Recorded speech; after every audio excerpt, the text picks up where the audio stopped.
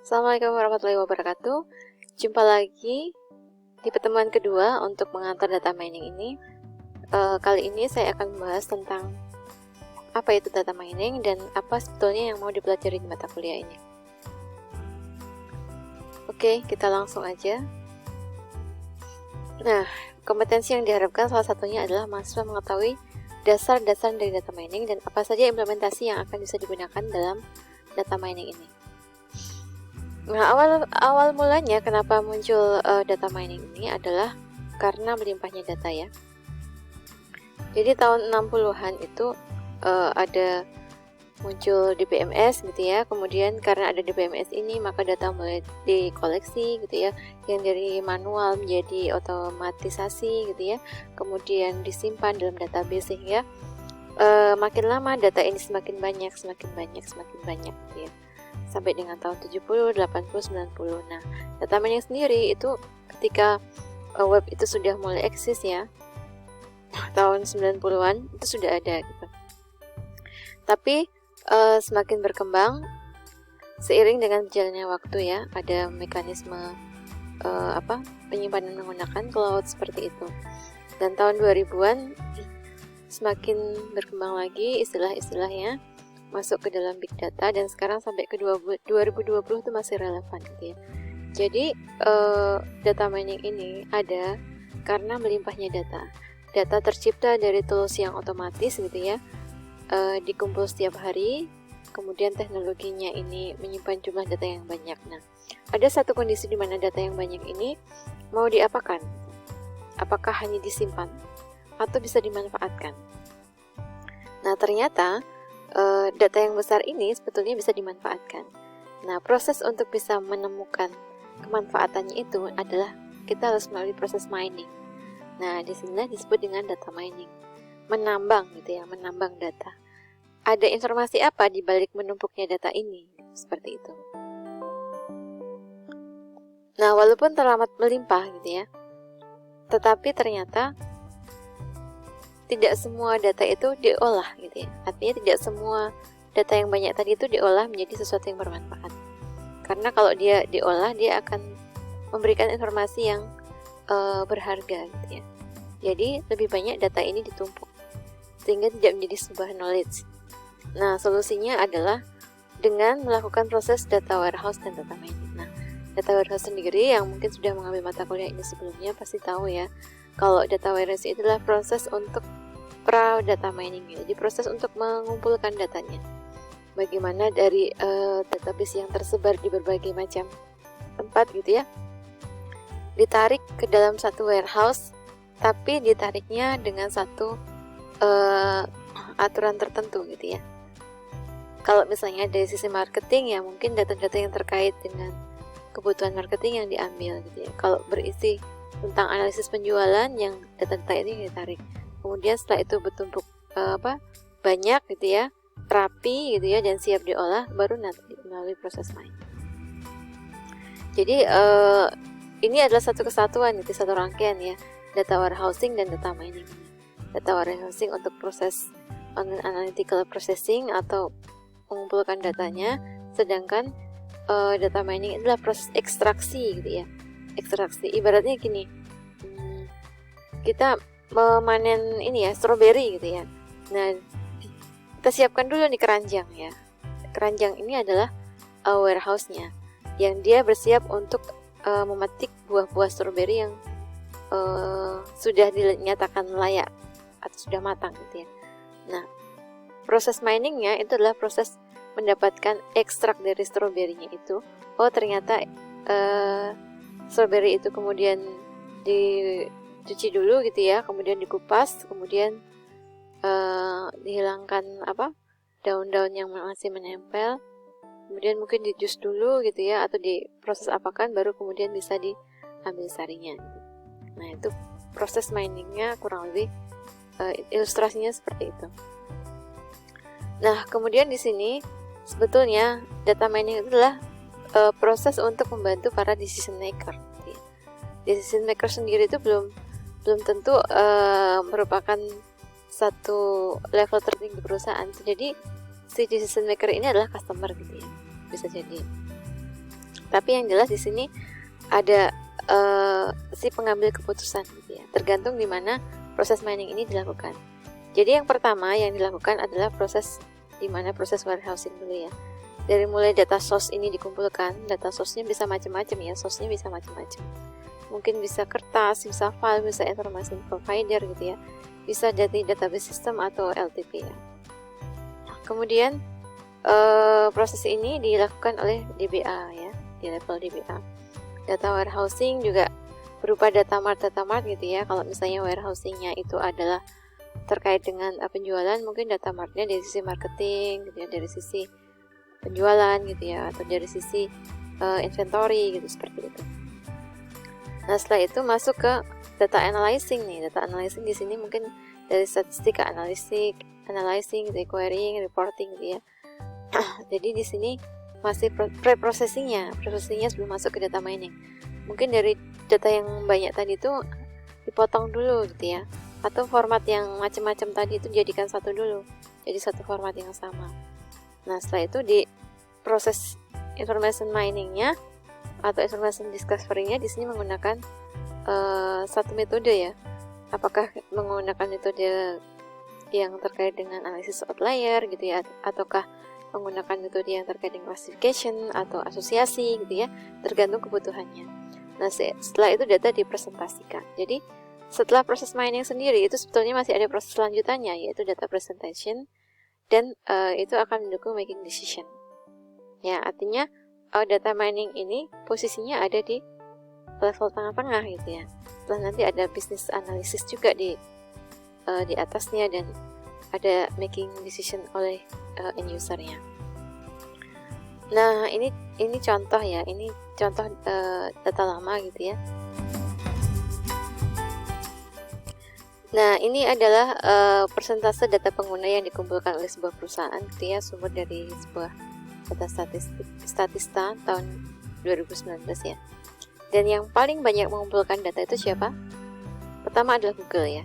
Jadi Google itu tanpa sadar, sebetulnya walaupun kita mendapatkan fasilitas gratis ya, email gratis gitu ya, aplikasi yang gratis dengan berbagai macam kemudahannya, kemudian mungkin kita bisa mencari map dengan gampang gitu ya. Sebetulnya kegratisan yang ditawarkan itu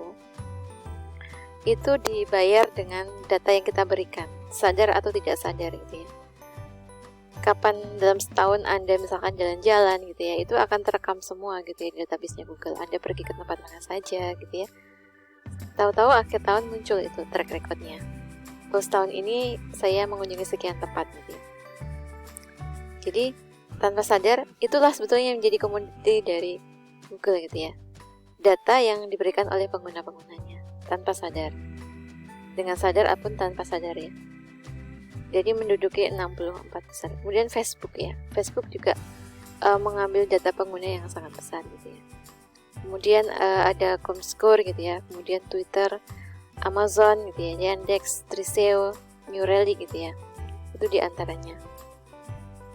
Jadi di sini data itu kemudian dimanfaatkan gitu ya, untuk berbagai macam kepentingan, baik itu bisnis maupun non bisnis.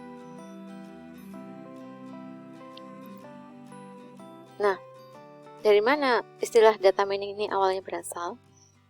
Data mining ini sebetulnya berawal dari beberapa disiplin ilmu ya. Di sini ada statistik gitu ya, ada artificial intelligence. Kalau statistik ini adalah dari proses untuk sampling datanya gitu ya.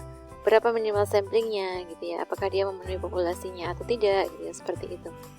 Jadi ada ilmu statistiknya, kemudian metodologi statistik juga dipakai di data mining. Kemudian ada artificial intelligence ya, misalnya untuk klasifikasi nih ya, kita menggunakan beberapa macam algoritma gitu ya. Ada algoritma misalkan C45 gitu ya, kemudian nanti ada algoritma genetik gitu, seperti itu. Ada algoritma koloni gitu ya, kemudian ada algoritma neural network yang sekarang berkembang menjadi deep learning gitu, seperti itu. Kemudian ada sistem database yang juga kita pakai gitu ya, untuk mengambil sumber data yang cukup besar gitu. Kemudian di sini kita juga membutuhkan visualisasi data gitu ya, karena ketika proses miningnya sudah selesai, itu tidak akan bisa ditampilkan dengan baik tanpa visualisasi yang baik juga. Kemudian di sini ada machine learning gitu ya, ada kalau misalnya ini berulang gitu ya, maka proses miningnya juga akan semakin akurat. Jadi di sini awal dari disiplin ilmu ini yang menangani jumlah data yang sangat besar, dimensi data yang tinggi, dan data yang heterogen, itu memunculkan adanya data mining. Nah, jadi kata kuncinya di sini data mining itu sifatnya non-retrieval ya, non-retrieval atau iteratif. Kemudian kita bisa menemukan knowledge atau informasi dari data yang jumlahnya besar gitu ya. Jadi memang datanya memang harus besar gitu ya, agar informasinya yang didapat pun juga akurat gitu ya. Kalau misalnya kita mau menganalisis inflasi gitu ya, kita mau meramalkan inflasi tahun depan gitu ya, tapi data kita hanya 2 tahun, itu sangat kurang. Akan lebih baik kalau kita punya data 20 tahun gitu, seperti itu.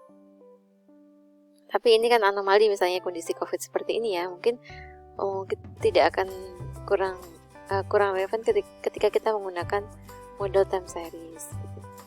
Ini contohnya. Nah, intinya data mining ini adalah proses dari knowledge discovery in databases. Jadi, proses menemukan sesuatu informasi dari tumpukan data gitu. Jadi diawali dari data, kemudian ada seleksi datanya, kemudian ada proses preprocessing gitu ya. Preprocessing itu apa? Preprocessing itu pemrosesan awal data sebelum dia masuk ke dalam transformasi data mining. Misalnya preprocessing ini contohnya, misalnya ada data yang nggak komplit. Nah, apakah kosong atau misalnya datanya itu hilang separuh gitu ya. Nah, kalau kosong berarti kita harus mengisi gitu. Kalau ada yang hilang berarti kita juga harus mempertimbangkan apakah dihapus recordnya atau seperti apa. Itu namanya preprocessing. Kemudian transformation ini adalah mentransformasikan data-datanya dalam satu format yang sama gitu ya, sehingga dia mudah untuk di mining seperti itu. Kemudian di sini mining itu sebetulnya apa gitu ya? Kita menemukan sebuah pattern gitu ya. Pattern recognition. Jadi kita menemukan sebuah pola. Misalnya kalau misalnya di penjualan gitu ya, kita menggunakan a priori. Ada data transaksi, taruhlah misalnya 100.000 transaksi. Nah, ternyata di data transaksi itu ditemukan sebuah pola bahwa setiap orang yang membeli tisu, dia juga akan membeli air mineral gitu. Wah, ternyata dengan pola itu akan memberikan sebuah interpretasi evaluasi. Oh, berarti ketika kita meletakkan tisu sebelahnya harus ada air mineral. Agar apa? Agar penjualannya menjadi lebih tinggi gitu. Contohnya seperti itu.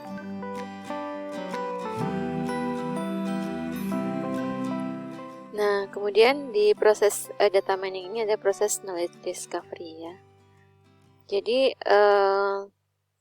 ada proses preprocessingnya, di antaranya di sini nanti ada proses data cleaning, data integration, data selection gitu, seperti itu ya.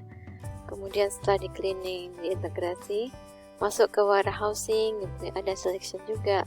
Kemudian ada tes relevan data, kemudian baru masuk ke proses mining dan evaluasi pola. Jadi untuk menemukan sebuah knowledge itu butuh proses yang panjang gitu ya. Jadi data mining itu bukan berarti ada data yang sangat banyak kemudian kita mengambil 1 atau 2 data yang ini adalah informasi, bukan seperti itu ya. Jadi informasinya itu dihasilkan dari berbagai macam data yang terkumpul tadi yang membentuk sebuah pola gitu. Bisa jadi informasinya itu sangat-sangat sederhana tapi penting gitu ya. Nah, jenis data mining ini ya diantaranya ya ada data transaksional gitu ya, ada data stream, ini awalnya ada data sensor gitu, data sensor cuaca gitu ya misalnya. Ada data time series gitu ya, time series itu urutan waktu ya dari sebulan, 2 bulan, 3 bulan, bulan ke-1 sampai bulan ke-1000 misalnya. Ada temporal data 6 bulanan, sequence data gitu, data yang berurut. Ada struktur data yang membentuk sebuah struktur gitu ya, misalnya struktur DNA, ada graf gitu ya untuk misalnya pola, misalkan traveling salesman problem. Ada social network misalnya data Twitter gitu ya, ada data listening gitu ya. Kemudian ada object relational database, kemudian ada spatial data, ada spatial temporal data, ada multimedia database, ada text database gitu ya, ada www database gitu ya, seperti itu. Jadi sumbernya itu banyak. Nah, ini adalah arsitektur dari data mining, di mana di sini dia berisi dari kumpulan database, data warehousing, World Wide Web gitu ya, atau berbagai informasi yang lain. Kemudian dia mengalami proses pre-processing gitu ya, apakah data cleaning, integration, atau selection. Setelah itu dia akan masuk ke dalam sebuah warehousing, kemudian ada sebuah data mining engine di sana, baru didapatkan sebuah pattern evaluation, dan baru kemudian ditampilkan user sebagai sebuah decision atau keputusan. Ini masih sama dengan yang tadi. Nah, jadi apa saja yang dilakukan dalam data mining ini? Nah, banyak hal gitu ya yang bisa kita lakukan ya. Di antaranya adalah kita bisa memprediksi ya.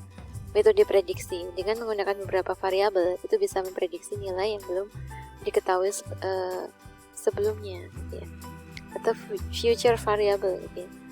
Di sini kita bisa menggunakan classification, regression, atau deviasi detection ya. Ini sebagai contoh, misalnya kita mau di tahun 2014 itu kan Jakarta pernah banjir ya. Nah, itu ternyata bisa diramalkan menggunakan data mining gitu ya. Atau misalnya banyak penelitian tentang COVID sekarang ini yang dia mungkin kalau kasusnya itu model negaranya sama gitu ya, misalnya seperti Cina, Korea, Vietnam gitu ya, dimana dia naik kemudian dia jadi turun gitu ya.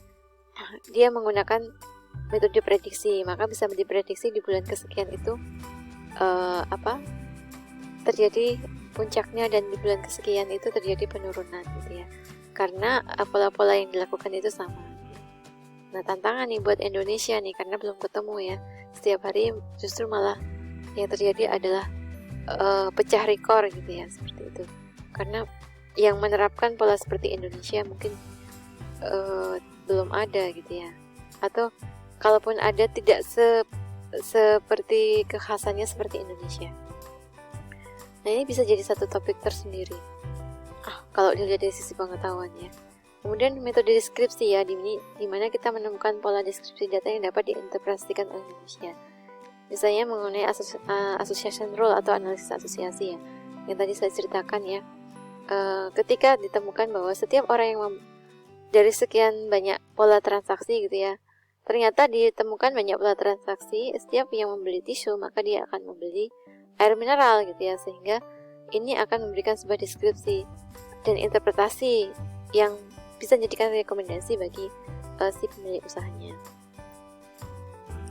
Kemudian ini adalah aplikasi-aplikasi dari data mining gitu ya, diantaranya dalam sisi manajemen marketing itu bisa menjadi target pemasaran gitu ya, customer relationship management atau CRM.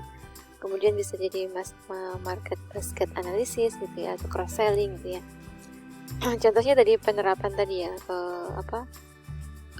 penempatan barang gitu ya menggunakan analisis asosiasi tadi. Kemudian bisa juga untuk manajemen resiko gitu ya, untuk peramalan gitu ya, peramalan cuaca gitu, seperti itu. Atau untuk analisis kompetisi.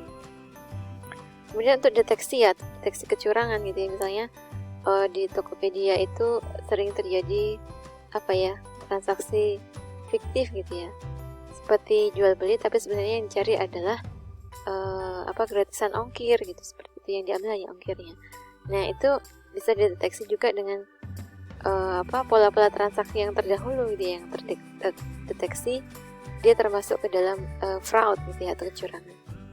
Kemudian text mining ya, text mining ini misalnya kita menganalisis apa saja kata kunci yang sering dicari untuk sebuah istilah. Sebagai contoh misalnya text mining yang diimplementasikan di sosial media ya, di komen-komen Twitter itu di download gitu ya, kemudian dianalisis apakah sentimennya positif atau negatif ya. Kalau ternyata sentimennya itu positif, maka berarti itu bisa jadi sebuah kebijakan ya. Kalau negatif, maka itu bisa jadi juga sebagai usulan kebijakan.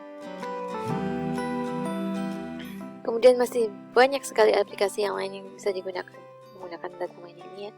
Ada supermarket style management, inventory, diagnosis medis, collaborative business intelligence, dan sebagainya. Oke, kita lanjutkan ya. Baik, kita lanjutkan ya. Nah, sekarang permasalahan apa saja yang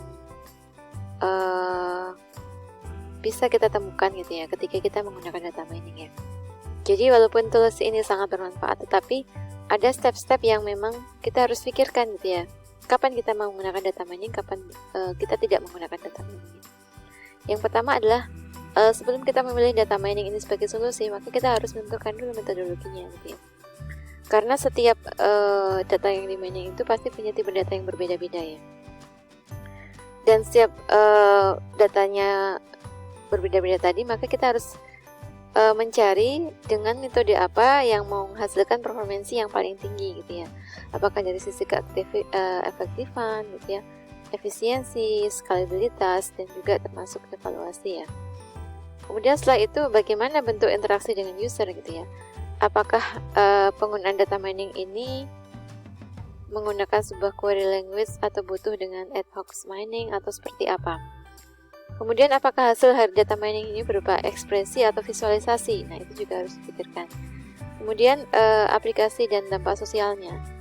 Nah, apakah nanti setelah ada sebuah hasil yang dihasilkan itu ternyata hasilnya itu kontroversi gitu ya? Apakah di sana ada pelindungan keamanan atau tidak? Nah, pertanyaannya sekarang silahkan gitu ya, kalau nanti ada pertanyaan dimasukkan ke forum gitu ya untuk mata kuliah ini, dan nanti ada tugas yang juga harus Anda jawab ya. Di bagian tugas nanti Anda cari ya, saya minta Anda mencari sumber-sumber data gitu ya yang terbesar di dunia sekarang ini, apa saja jenis data yang dihasilkan.